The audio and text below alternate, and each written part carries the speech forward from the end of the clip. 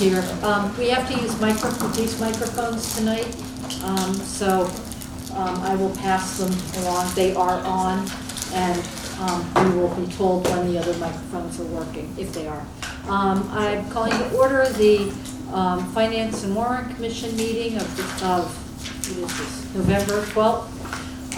And I give permission to Westwood Media Center to record the meeting. Does anybody else want to record?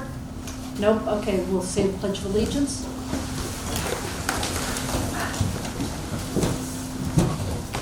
Pledge allegiance to the flag of the United States of America and to the republic for which it stands, one nation, under God, indivisible, with liberty and justice for all. Okay, I just wrecked Connor's ear by dropping that. I don't even know where it went. See it? Yep, I got it. This is not going to go well. Okay. First thing, we've got a couple people missing right now, but I want to welcome our newest member, Angela Hughes. And she's up to speed because, if you recall, she was sitting in the audience at the last meeting. So she's heard all about us. And we're going to hear about her now. If you don't mind, if you could just tell us a little bit. You remember we kind of went through and said a little bit about ourselves, like how long we've lived here, kind of our backgrounds, real quick. Okay. Hi, I'm Angela Hughes. And in Westwood. Hold the microphone. Angela Hughes. I've lived in Westwood for 19 years. And I have over 20 years of experience in financial background. I work for Bank of New York Mellon, and I'm also a real estate agent here in Westwood at Keller Williams. Great. Welcome. Thank you. So welcome. So we actually, not everybody's here tonight, but we now have a full board. So we're all set to go and ready for the warrant to come forward in January. So tonight, our first order of business is Emily Parks and Entourage, who are going to just do a little bit of an overview of the school system, of what's going on in the schools, and then more, I think we specifically wanted an MSBA update.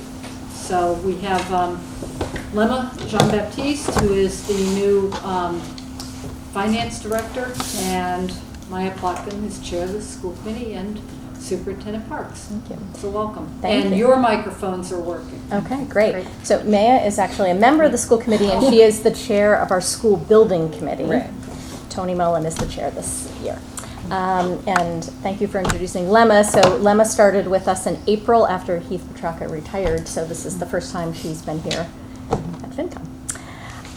So thank you for having us tonight. We were asked to speak briefly on 3 topics. So to give you an update on the elementary building project, then to talk a bit about some FY20 capital projects that were funded through town meeting, and then just a little preview of the FY21 budget process and what's on our mind as we start that process. So I'm going to talk about the building project, and Maya can jump in, and then I'm going to turn it over to Lemma. So I thought I would do sort of a quick recap of where we have been, and then I have another slide that shows you where we're going. We did a kickoff for community engagement starting in October, and these are some slides that we talked about with the people who participated in that program.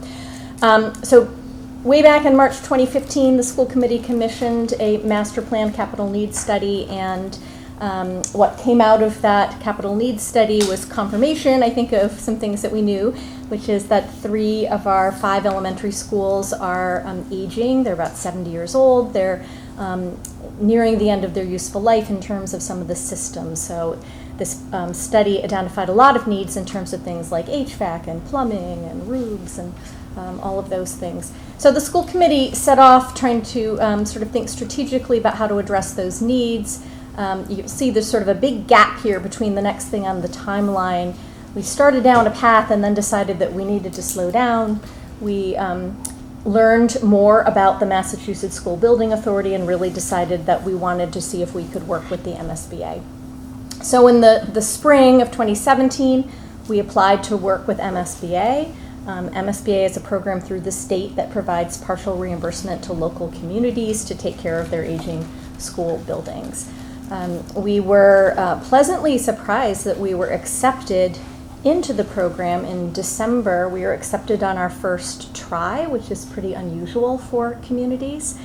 So that's good news or bad news, I suppose. Good news for us, but bad news in that it meant that there was something compelling about our application and our needs. There were about 85 communities that applied, and we were one of, I think, about 14 that were accepted in.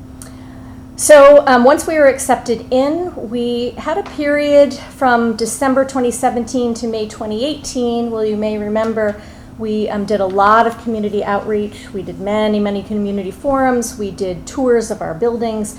We were really trying to educate the community about just what the needs were and sort of what we were trying to address with the potential project. That led up to the May 2018 town meeting, where the residents approved funding for us to proceed with MSBA into what's called the Feasibility Study. So we continued after that vote working with MSBA. We formed the School Building Committee and did a lot of work with MSBA so that they could understand our needs. And it was at this point that, though we were accepted in for Hanlon, that we were able to kind of broaden the conversation with them and say, we have more needs than just Hanlon. What other ways could you assist us?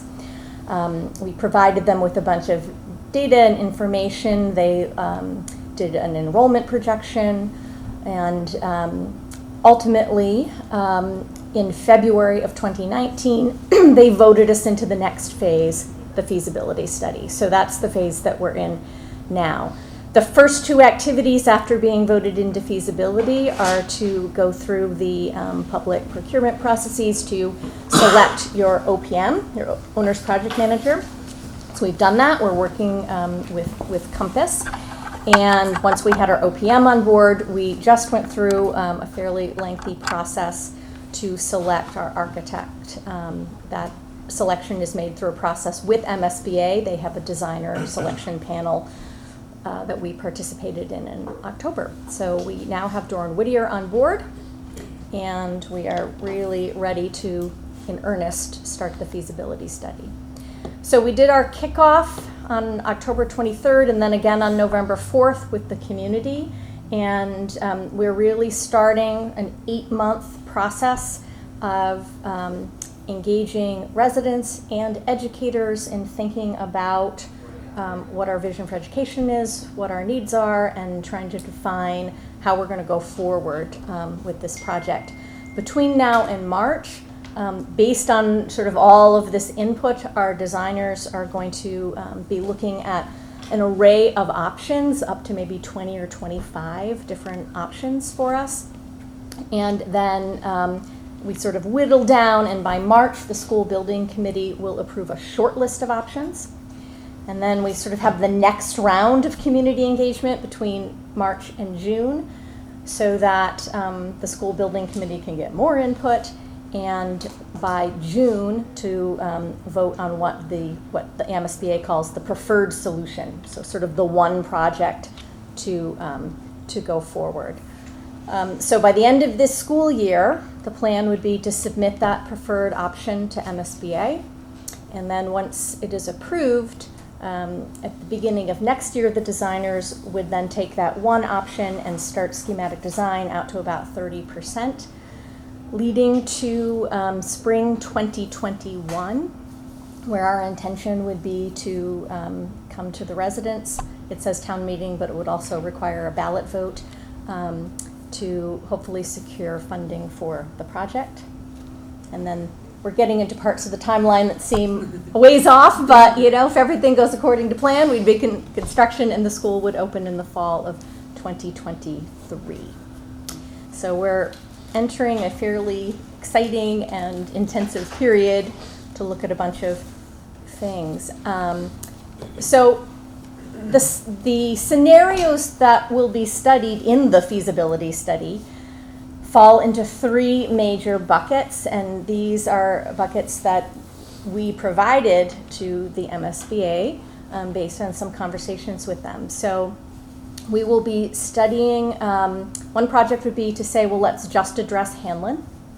And you'll see that each of the major buckets have different iterations below them. So you could say, well, what would it mean just to renovate Hanlon? Or what would it be to add on to and renovate Hanlon? Or what if you just built a brand new Hanlon? And every one of those options, as you can imagine, the designers can think of many different ways to approach it, right? So there will be many, many options generated just from that bucket. The other two buckets involve consolidation. So another thing we're looking at is consolidating Hanlon and Deerfield. That would be to build a building with a capacity of 560 students. It's what the MSBA calls the design enrollment. And again, looking at add reno or new. And then a third option would be to consolidate Hanlon and Sheehan. And that would result in a school designed for 685 students, again, looking at add and reno. Within these different consolidation options, we also can look at various sites. So we were invited into the process for Hanlon. So any solution we go forward with does have to sort of solve for Hanlon, but it doesn't have to be located at the current Hanlon site. So we could think about, for example, a combined Hanlon and Sheehan that was at Hanlon or that was at Sheehan. So these are all the kinds of iterations that we'll be taking a look at in the feasibility study. And clearly, this is sort of the project to be defined with MSBA. One of the things that's been coming up for us a lot when we are at our community engagement forums is, well, what would the plan be for the remaining school that still has needs but maybe isn't impacted by this project? And I would just say that we fully understand that that is also an issue, and the school committee does need to be thinking about that and thinking about what the plan would be and sort of the timeline to address that. Another thing that comes up a lot is if you were to consolidate, what happens to the building that is no longer in use?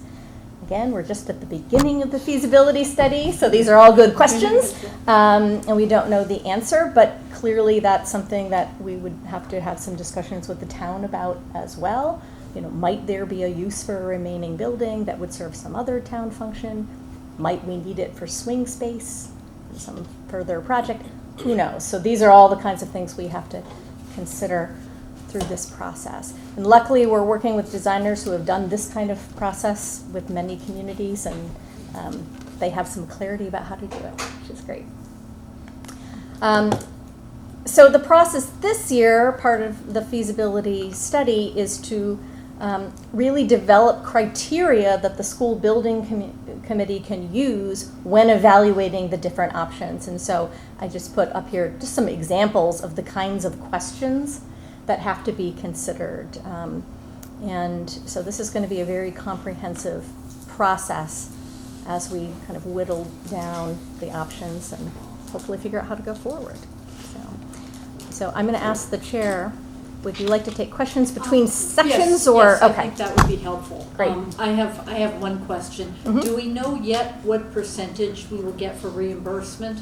We don't know. Do we know the range and the factors that go into changing that a little bit? So the answer's complicated. So they've given us a base of 34%.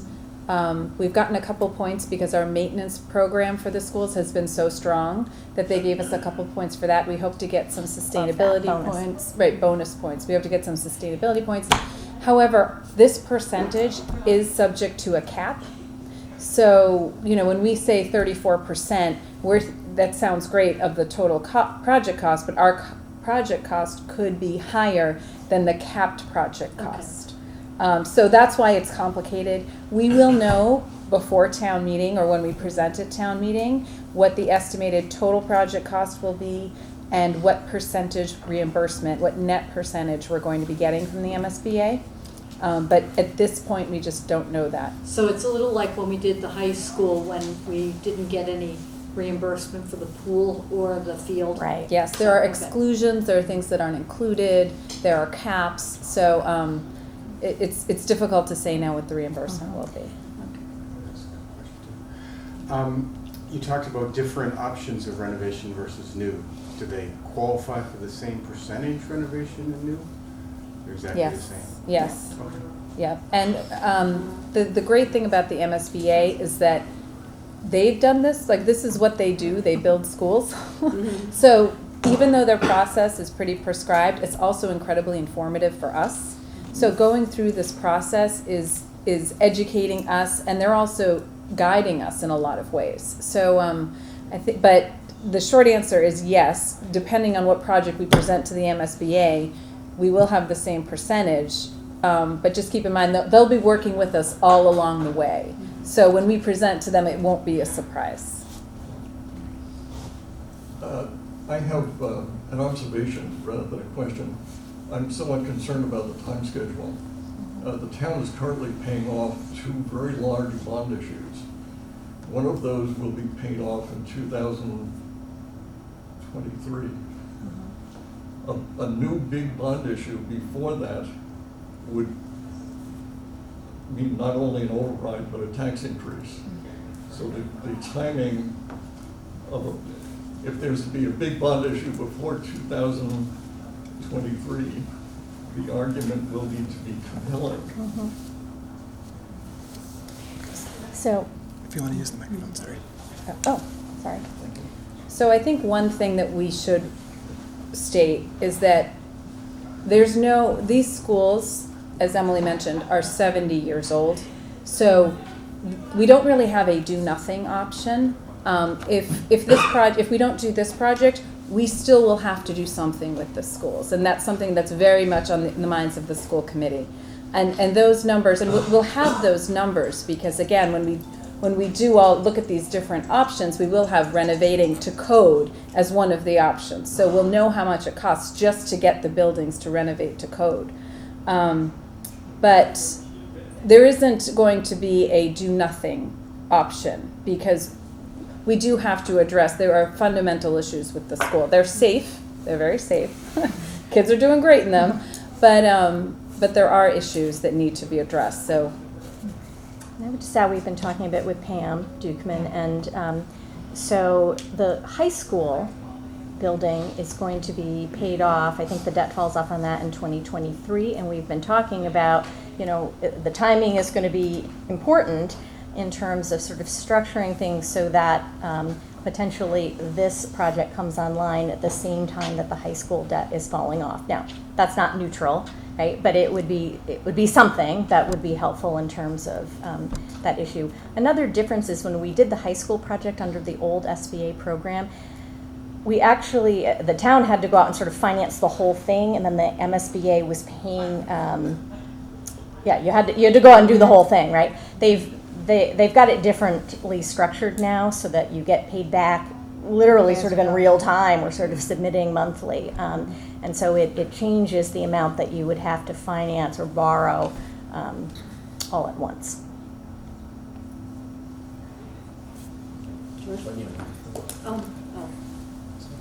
Oh, I guess now we're down to 1.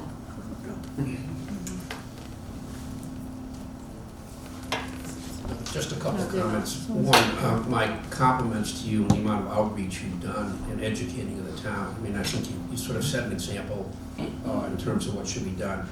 My question is, in my opinion, the need is clearly there, absolutely there. But when you go in front of the town, do you envision putting in place a plan for all of the elementary schools so that, in other words, if the town is asked to vote for this project, I assume there still are going to be additional needs down the road. So one of the thoughts I have is just be prepared to answer.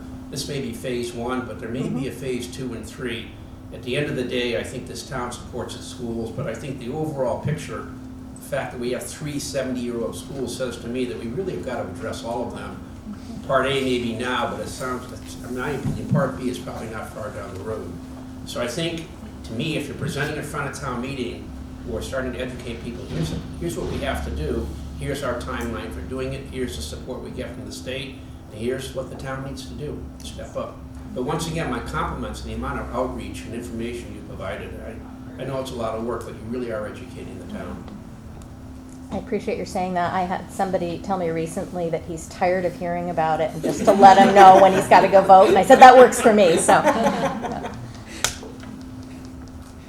Anybody else on this so they can move on to the next subject? So obviously, can I have the? So obviously, this this coming town meeting, we do not have to address it. So it's just now you know what's coming. So I thought we'd get prepared for that and get educated on it. But we do have other things for this coming town meeting and your budget and what we've done, what you did in the last year. So I'll let you go on to the next issue. So I'll pick up from here. So I'll be commenting first on our FY20 capital projects. This is mostly just an update on what has been ongoing work. And in her presentation, Emily mentioned that we had the 2015 Facilities Study and Master Plan. That has definitely been informing the projects that we've undertaken. We've tried to be strategic in what we've selected to invest in and repair. So the first slide here, this will feel familiar to you, but in FY19, the town, as a reminder, funded an elevator project at the Thurston Middle School.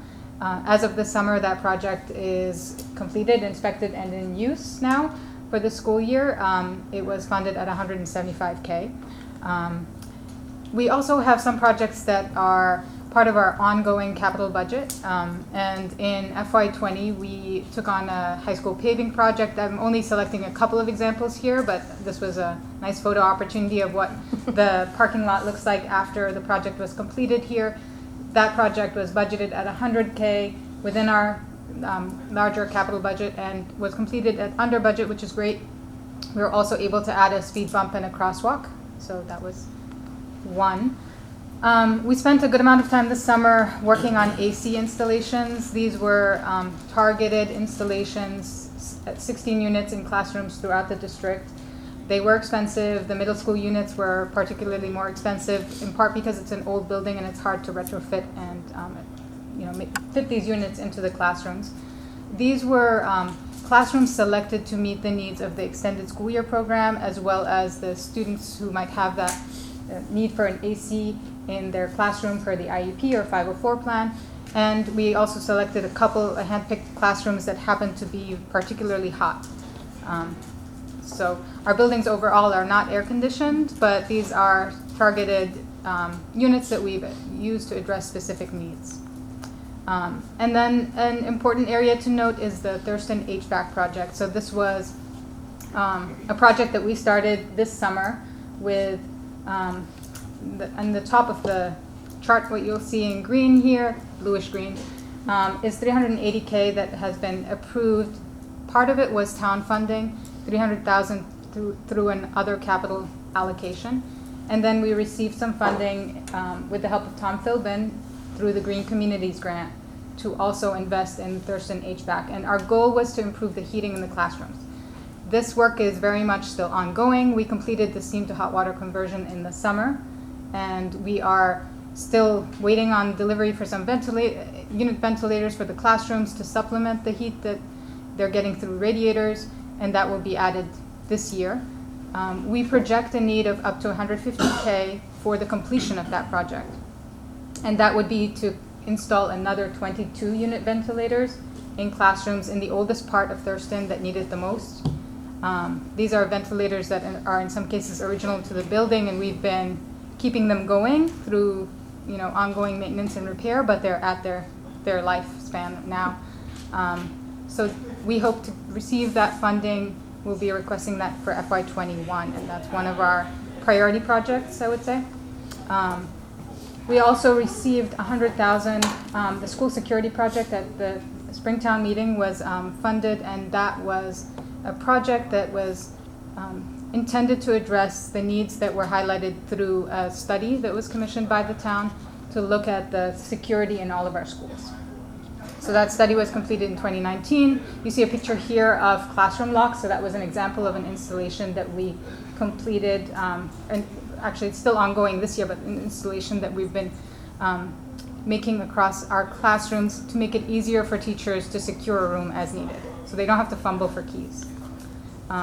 The financials on that, we've received $160,000 for the security project so far. 100 of that was through the town, and then we were able to leverage an opportunity to get a state grant for an additional $60,000, and we used that to supplement the town funds, and we've been contributing to the same project through that state grant.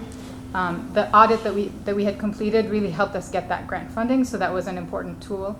And we have been referring back to that security audit to guide the decisions on what should happen first. So on this list, you'll see that there are equipment installations that were prioritized by the school committee. And then we also have, of course, we have an ongoing investment in our buildings through our maintenance budget. And we are looking in the next year in particular to set aside some of our operating funds for training and protocol changes in the schools just to complement our work on security. So that's some of our work.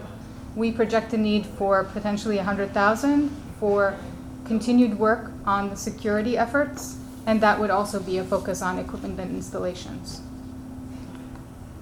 So to transition to the budget process, here we are looking, it's still pretty early in our FY21 budget process, but we are looking at a couple of priorities that are listed.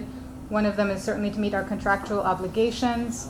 We're in good shape in that we have a new teacher's contract, so we can predict our expenses there. We also have a new admin's contract. We are looking at negotiations for food services and instructional aids in this year, so that will impact our budget next year. We are always keeping an eye on class sizes and enrollment changes that might impact class sizes and staffing in our schools, looking at special education needs and any trends there. And then finally, as we design every budget, we turn to our strategy for district improvement and making specific investments where we can to align the budget with the improvement plans. So that's a very high-level look at our budget priorities, and I've shared in the next two slides just some enrollment trends for the district. So first you'll see the district-wide enrollment, like 10 years and more, as well as in the, I don't know if it's clear, the orange here, yellow-orange, the projections for the next few years. Our projections for the coming years are pretty steady, and although you do see some big swings in enrollment, we don't feel it in this way as much as we feel it at the school levels, just because of the population across our 7 buildings. So what you'll see is the elementary schools. The projections here on the right are for our populations to grow in the next few years at the elementary buildings. Especially between this year and next year, the middle school will probably hold steady, and we do anticipate declining enrollment in the coming years at the high school.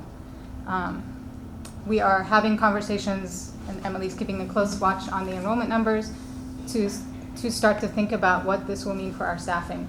And I would say it's most challenging in the elementary buildings because where you have student cohorts at a specific grade level that don't, break out into clean class sizes, it becomes a difficult staffing situation. So I think elementary will be an important part of our conversations for the budget year. And lastly, we are keeping an eye on some of these last issues that might affect our budget either this coming year or in future years. One of them is an expected change in school-based Medicaid reimbursement rules. So we are listening actively to some guideline changes and how the school-based Medicaid program is going to be reimbursing us, and we anticipate that there might be, in the short term, some felt impacts there. We might receive a decline, we might have a short-term decline in our Medicaid reimbursement, so we're watching that. We're listening for any changes in circuit breaker reimbursement rates, monitoring our special education costs. Special education in particular has been historically very tightly funded here. So we want to see whether we're comfortable with that tight funding or whether we want to make any changes. And we are listening to see if there's any changes that will impact Westwood at the state level through the school funding legislation. So that's an overview of our budget. I think that's my last slide. Okay, thank you. I'll entertain questions, but I have a question first. What was the results of the teacher's contract? What was Settled for 2.522. okay, and how on the elementary school? How many classrooms do you have outside of the suggested range? The class size chart is quite good right now. Oh, okay. Well, let me put it this way. Our range for grades K to 3 is 18 to 22, and then 4 and 5 is 18 to 24. I'd say the bigger issue is how many classes we have under Too small. the 18, right? And that has to do with sort of the way our population is distributed. So right now, if memory serves, we have one grade 2 that's 24, and then I think we have a couple of grade 3s that are 23. That's it. And finally, they've opened the condos have now, like, the first phase is sold. Has that had any impact? I can tell you exactly. So right now, we have 49 students who live at University Ave enrolled, and 5 of those are residing in the condos. And that's so my understanding is that half of the condos got occupancy in mid-August, and we saw some summer enrollments, and then the other half are slated for occupancy after Thanksgiving. The projection that we were given was that we could anticipate up to 12 additional students, so that seems right in line with that projection. And in fact, the projection for phase 1, the apartments, was for an additional 49 to 63 students, so you can see we're actually a bit below that even the low end of that projection. Okay. Anybody else? So I know I heard the answer to this question last year, but I'm going to ask you to remind me. So in terms of the elementary school enrollment, that number that shows the increase, that's your prediction for Westwood, right? That's not like a general increase in elementary school. That's your prediction for Westwood. Yes, those are our projections based on an enrollment study that we had done. Now, can you break that out by school? Not very easily. No. So we have some projections so it's a 10-year projection, and at the very beginning we have some projections for a couple of years, but then by the time you're 10, no, it's just for an elementary population. Okay, so it's just for the entire town. Yes. And I also know that you did some creative things around, I believe it was University Station, in helping those kids to, when you had very low class sizes, for instance, in Deerfield, you were able to say, okay, families are going to go here rather than there. Yeah. Is that still like part of the process? It is, and it's working quite well. So 2 years ago, we established University Avenue as a sort of a buffer zone or a swing zone. And so as students enroll, we assign them to one of 3 elementary schools, so Downey, Deerfield, or Hanlon. And so this year, for example, the bulk of our new entrants went to Deerfield because we had space at Deerfield. The enrollment had gone down, and so we currently have 12 students at Deerfield, 6 at Downey, 6 at Hanlon. And that's worked out very well for us. I mean, it's a little bit of a brain teaser in that, we've pledged to keep families together. We want siblings going to the same school, and that's very important to us. But it has been a nice sort of strategic way to think about class sizes. Anybody else? Well, I know we'll be hearing more from you next year when you actually have your budget. So thank you very much.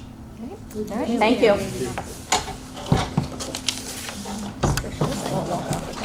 And our next presenter is a very good fellow, and the reason how this came about was our former esteemed leader, Marianne LeBlanc, called me up and said, I'm now on the Westwood Disability Commission, and I think that FinCom needs to hear what they're doing.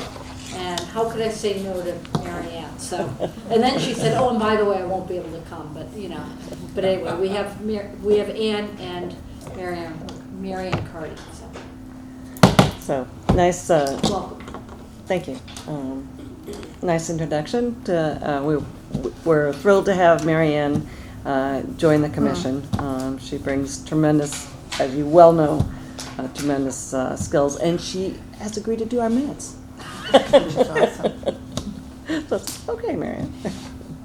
So she suggested that I come and just give a little history of the commission. I don't know how many of you know about it, and in fact, Jane was asking me before, had there been like a little, have we been sort of in a lull for a while. And I said, not actually, but one of our former members, Shirley Haywood, whom some of you may know, was really great at organizing the wheelchair basketball game. She did a lot of writing to the local papers. She was very, very active, and then she moved to Rhode Island. And, we didn't have someone else step up with that particular interest in, getting the word out. But we have been around since the early 80s. In 1981, the UN had the Year of the Disabled Person, and a number of individuals in the town, Ben Beal, Jane Smith, Jane Forsberg, Shirley Haywood, Jim Hubbard, and Dick Stokes formed a committee to improve access in the town. Somewhat shortly after that, the state passed a state law that created commissions on disabilities, which our town adopted. So we've been here, since the 80s. Again, some people may know, another member was Sue Rogers, who taught in the schools and had a brother-in-law who was considered intellectually disabled, but he was an amazing piano player, and her son Bill did a film on him, Uncle Joe, and it's a really remarkable tour de force of this man's ability to play from ear tremendous piano pieces. So I mention that by way of saying that sometimes the people that are seen as limited are actually limited by the environment. They're not limited. They have many gifts, but they may not have the opportunity to demonstrate those gifts and use them for the benefit of the community. Our role is to advise the selectmen, to raise awareness, to improve access where we can, to problem solve, and to work cooperatively to see that the needs of our community members with disabilities are addressed as we try to address the needs of any of our community members. Not to mention current company, but we have an aging population in our community who may or may not see limitations creep up, whether it's the need for glasses, hearing aids, maybe some instability, needing a cane, or needing some other access. And these may be the very people who have sat on many of our boards and have provided service to the community. By virtue of some event or aging, they shouldn't be precluded from continuing that service. And it's in that vein that we say we need to make sure that there is access for people so they can continue being, vibrant members of our community, vibrant and contributing members of our community.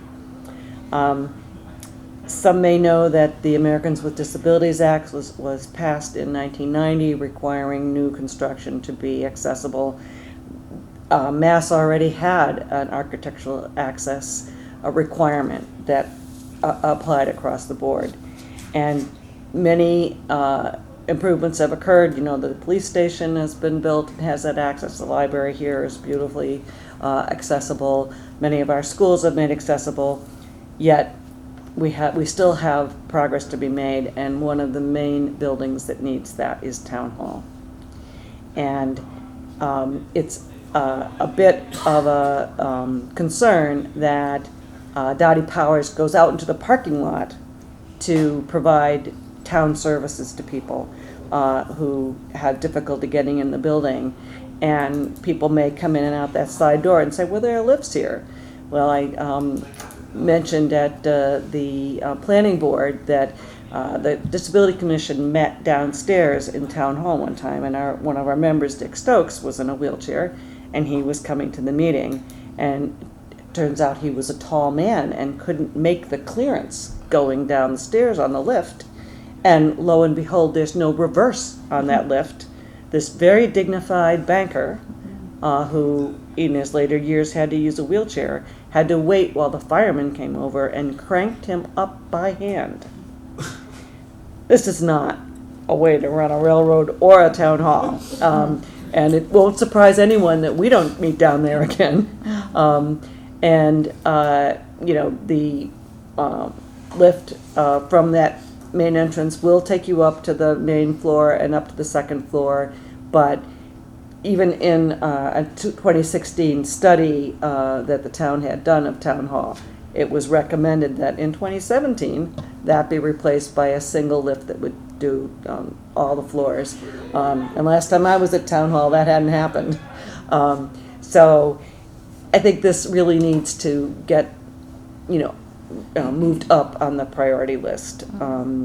There are still a situation, if someone wants to vote absentee in person, they must go to Town Hall to do that. We have early voting that can take place at Carby Street. You can get your, vote, your ballot and mail it in, but, certain part of our population we foreclosed from voting absentee in person because of the limitations of the building.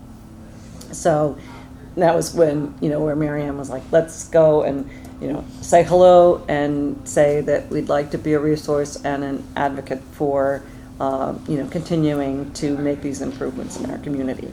This has been a really critical year in the town. We have the comprehensive plan process going on, so we've been able to make some recommendations as part of that process.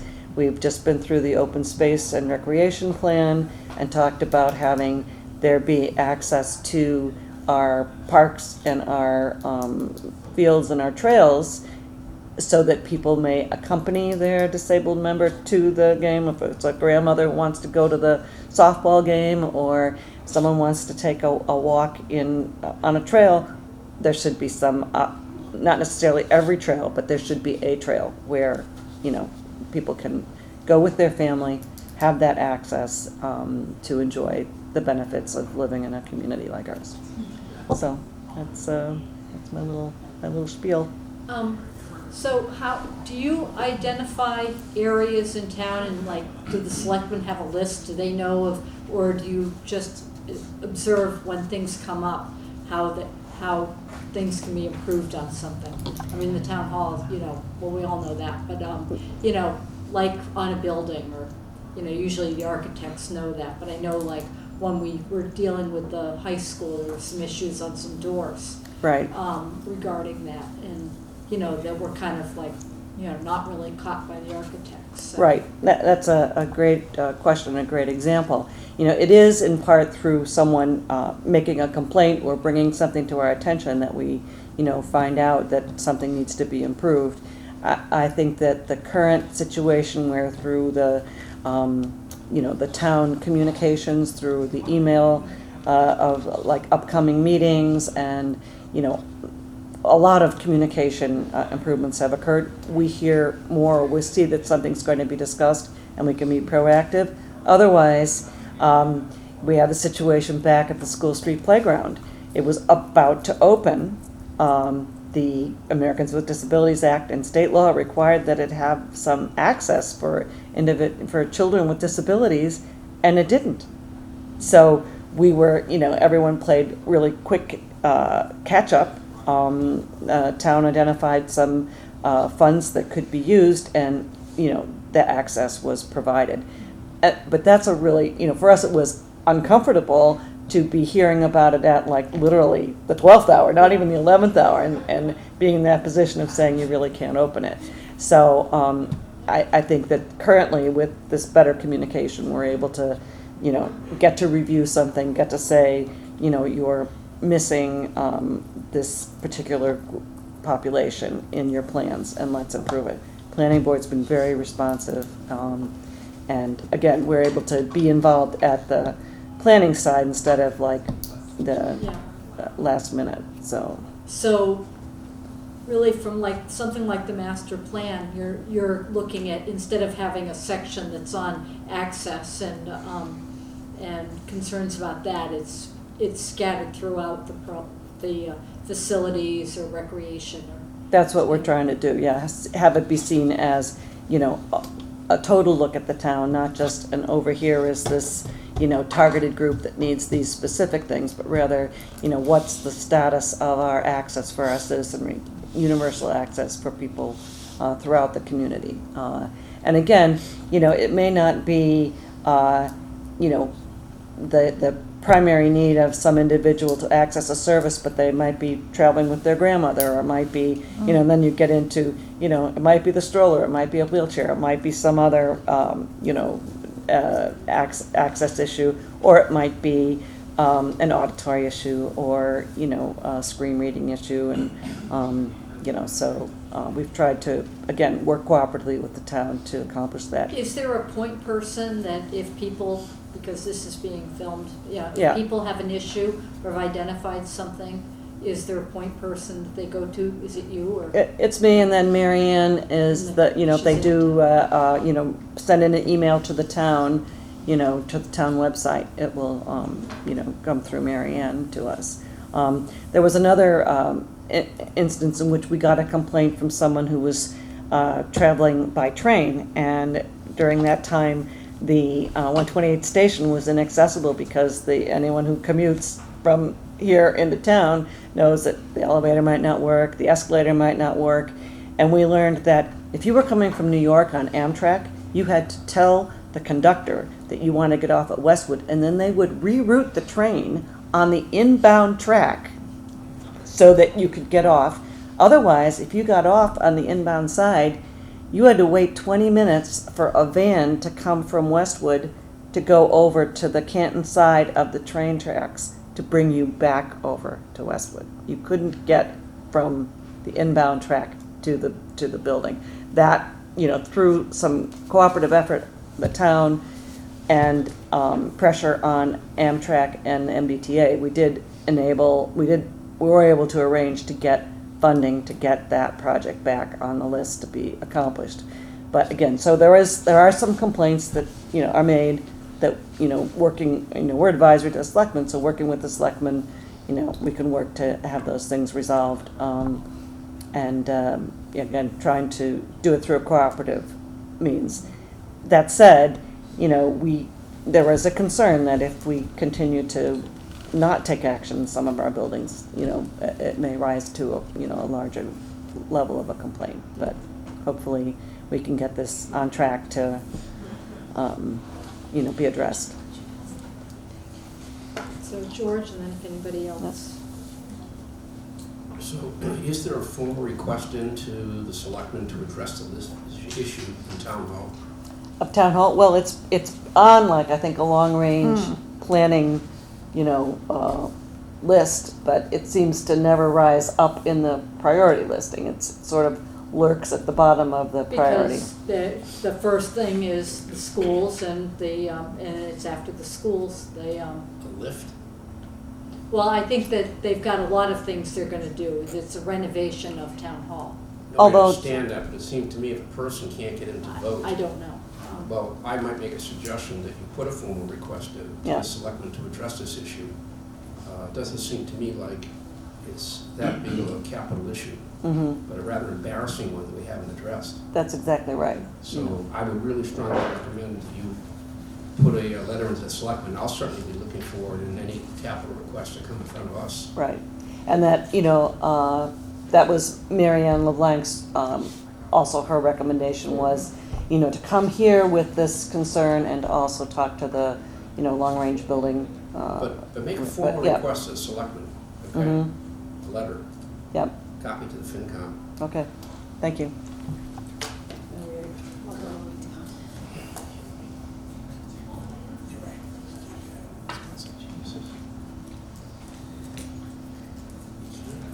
Thank you. First of all, thank you for the great work you do. Taking this responsibility is a big one for the community, obviously. We want to ensure people can get around people with disabilities, and, we fully support that. But you said something that got me a little concerned. We opened a playground without having all the due diligence performed relative to ADA compliant. How can we ensure that that doesn't happen again? Where does that process, who vets that process out? So I think that particular playground was, partnership with a private community group who was raising the funds for that playground. But we did learn from that lesson, and we worked with the rec department around the June Street playground to make sure that that playground would have accessible features. The ADA isn't really strong on the sort of park and playground facilities. they focus more on, built facilities like a school, a town hall, a, fire station, library. And the standards to require recreation facilities I don't think that it's been fully adopted as a requirement. But as a community, we have worked with Nicole Nicole Banks at the rec department. They certainly know about us, and so we have had good success in anticipating and having conversations about anything else coming online. But it is a challenge. Just so I understand the process, because it confuses me and concerns me even more now with what you said, but does the planning board have oversight of ADA compliance with all new projects? Is that the process that's in place, or? Well, the building department is responsible for compliance with the ADA, as well as the town administrator. So Mike Gillette currently, and then Joe Doyle would be the people who are responsible to make sure that the state access laws are followed. We are meeting this Friday. The commission is meeting, and Abby McCabe is coming to our meeting, and that is going to be a topic of discussion because, even on the open space recreation plan, a consultant said that, our recreational facilities were accessible, and then pointed out in the body of his report that they weren't. So, that has been addressed for that particular report, but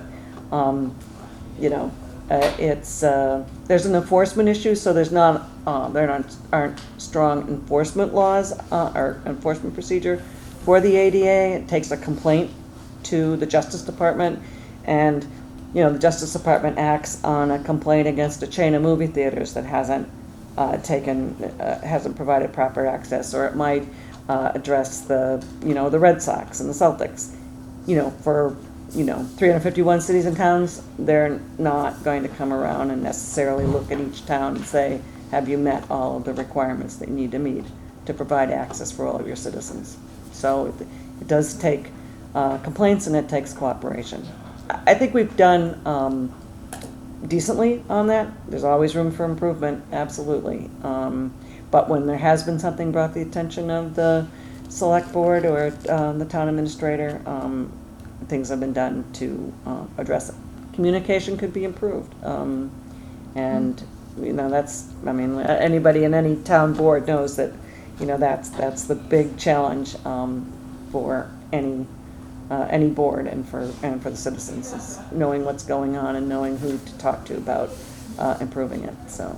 I agree. And again, thanks for the great work you do. Okay, thanks. And you have your school committee behind you, so the schools, hopefully with the new schools. The playground, obviously they've got a lot of programs, so they're conscious of that. But absolutely, the schools are, for sure, so.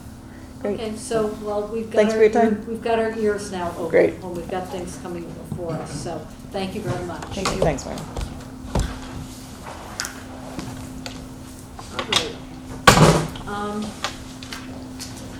Just a couple of things. Let's see.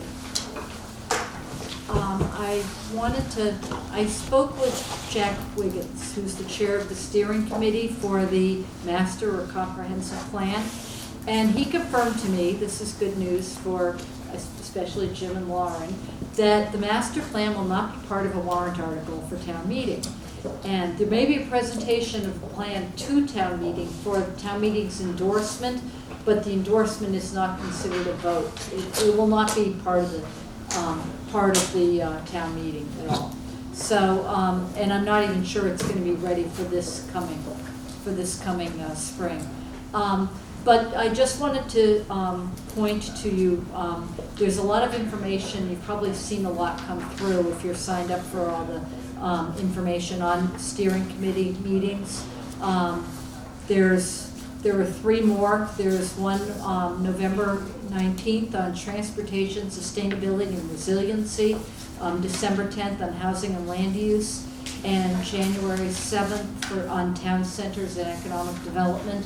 And if you go on the town's website, you can find the link to the comprehensive plan steering committee. And everything is available on Westwood Media as well. But if you want to have some input, they've been meeting extensively with the planning board, working on initial recommendations and draft goals, etc. So I recommend everybody look at that. And then I hope everybody got a chance to watch Pam Dukeman's finance presentation at the select board's meeting last month. And thank you to Angela and George who made it to the meeting. And there's another one dedicated to capital on December 2nd. And I understand the purpose of doing this is to reduce the number of times that Pam has to come in and make the same presentation to different groups. And we now have the ability to access this through the Westwood Media Center. And at the meeting, we were encouraged to bring up concerns and ask questions, but I felt it was awkward at best. I mean, I'm the only one that, surprise, surprise, I got up and talked. But, you know, it was awkward. It was like, you know, because it was a selectmen's meeting, so, the select board's meeting. I kind of thought that we'll kind of go with this for now. We might, I'm particularly conscious of the fact that, you know, I've heard this many times, and we have a lot of new and newish members on the board, and they might want, you know, getting the exposure to the town finances where we can ask questions directly of Pam, I think would be more useful. But I'm thinking, you know, we have time in January to do that, so I think we'll give it a try. We'll go to the capital meeting on the 2nd and see how that goes. I don't really, unless anybody has any other suggestions for agenda items, I don't really have anything for December. So I thought, so we could cancel our December 3rd meeting, and that might encourage people more to go to the December 2nd meeting at the select board. And unless there are certain subjects, we don't know what's going to be on the warrant yet. The warrant hasn't even been opened. The warrant will be closing on January 6th.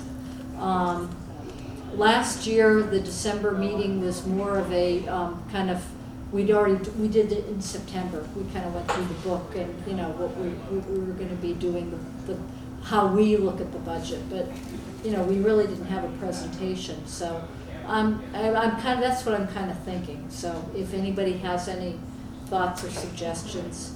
Are the selectmen meeting on the 2nd? Yes, and sorry, I kept saying selectmen. The select board is meeting on this, December 2nd at the Gillette meeting room at the Police station. yes, the police station. Yeah, I agree with you. It was Pam is phenomenal. And the presentation, for those of you who watch it online, the room was just amazing. But it was an uncomfortable meeting since it was a selectmen's meeting. And the one suggestion I have at that capital meeting is there needs to be, I really feel, some citizen participation in setting the priorities. I think this is an example. I think if you put in front of FinCom the concern about not having a handicapped accessible lift in town hall in our, you know, multi-million-dollar budget, I don't think that's going to require a lot of weight to get support behind it. I just want to make sure that that the process they set up, number one, puts a true timeline of the capital needs in town in front of us for the next 5 to 10 years, and allows the citizens to get involved in terms of their priorities. For example, I may think that the fire station is really important. Somebody else may feel that the town hall is much more important. And I just want to make sure the selectmen hear that from us and from the town. That's the one concern I have about the process they set up this year. I think they're still going to do the 5-year plan, but, you know, it's the discussion about it. My only concern is if we start discussing it, it's going to be too late in the process. You know, by the time we get it, because I felt like last year, you know, they did make changes, but I feel it's a little more, you know, you never know what the changes are going to be.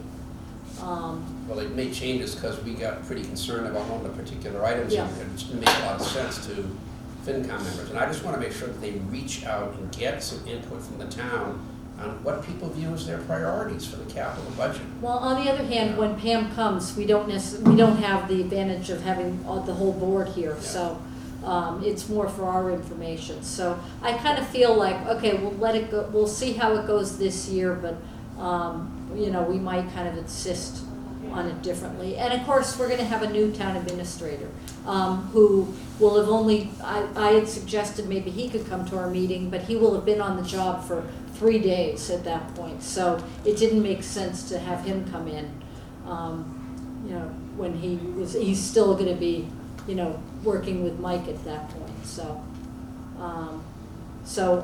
Unless anybody, we will get back to you, but if anybody wants to get back to me and tell me that they have an area they want to have discussed.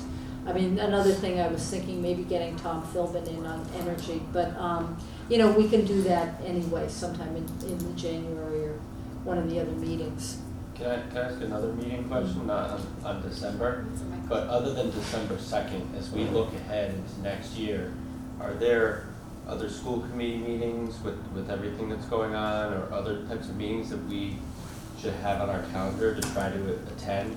Because I need more than a couple weeks' notice on stuff, so I need to know, like I wanna know now, between now and May, what's the stuff that's critical for us to try to attend if we can. Yeah, and you're on the municipal subcommittee? Are you on the municipal? Planning board. It basically, on your side especially, going to the planning board meetings, on their hearings. And I was going to, I figured we'd wait until the warrant came out in January, when we'll know, you know, what planning board items they're gonna have. But, you know, if the school committee is going to the school committee meetings, and many of these, a lot of them are online, so, you know, you can kind of, if you're bored, you can watch them at your leisure. Definitely the December 2nd meeting with Pam, talking about capital, is gonna be very important. And I hope other people can go, and we should feel comfortable to get up and speak, so.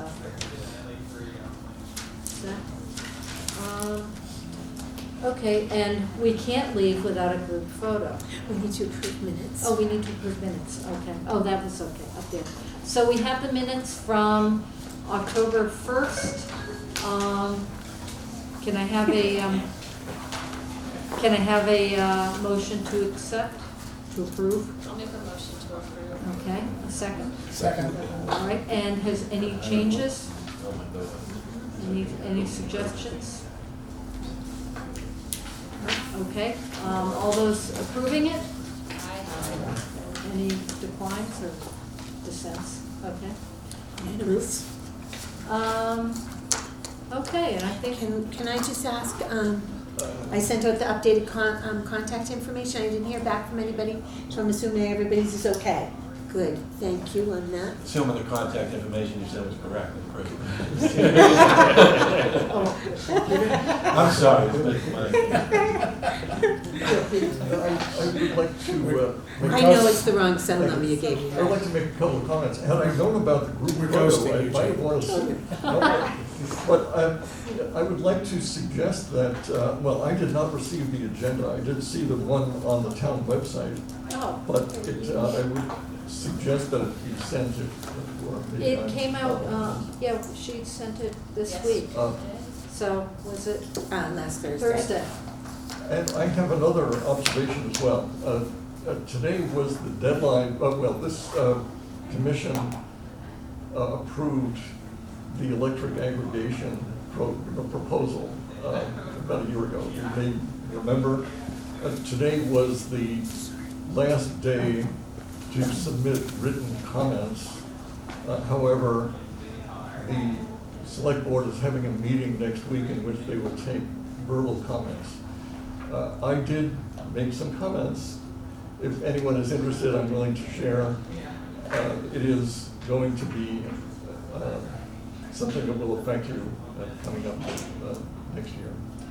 Yes, and you said, thank you for sending me a copy. That was helpful because I made sure that they look at that, because I'm afraid right now with Mike being on his way out, I was afraid it would get into the black hole And so I said, you know, there were comments there, and they're very detailed. So, you know, they will be looked at. But if you send something to town hall and if you can copy me on it, is that appropriate? You should send everything through me.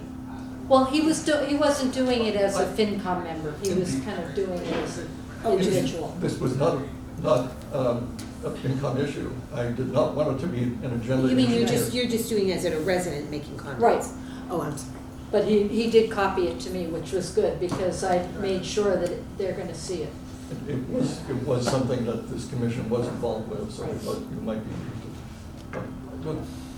Thank you. I want to thank you for that. It is gonna, they are gonna take a look. I'm gonna make sure it gets passed on to WEAC. So despite Peter not wearing a suit, if you would have stuck out if you wore a suit, nobody else is, so anyway, we'll do. We need to ask public and press if they have Oh, comments. does the public or press have any comments? No, they do not. The press doesn't, okay. Can we adjourn and then do the photo? Sure. Can we, motion to adjourn? Motion to adjourn. Second? All those in favor? Okay, now don't go anywhere.